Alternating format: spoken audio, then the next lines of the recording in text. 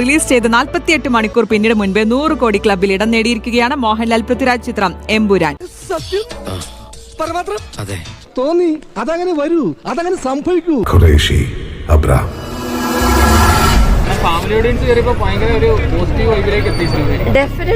എന്നെ ഉദ്ദേശിച്ചാണ്, എന്നെ തന്നെ ഉദ്ദേശിച്ചാണ്, എന്നെ മാത്രം ഉദ്ദേശിച്ചാണ്. 6 വർഷത്തെ ഇടവേള വന്നിരിക്കുന്നു. പുതിയ കളികൾ കാണാനും ചിലത് കാണിച്ച് പഠിപ്പിക്കാനും. നീ പോടാ.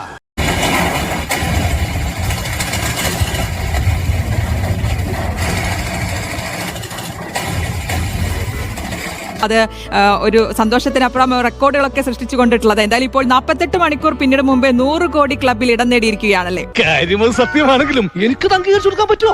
അത് ഞങ്ങൾ ആരും അറിഞ്ഞില്ല, ഞങ്ങൾ ആരും അറിഞ്ഞില്ല.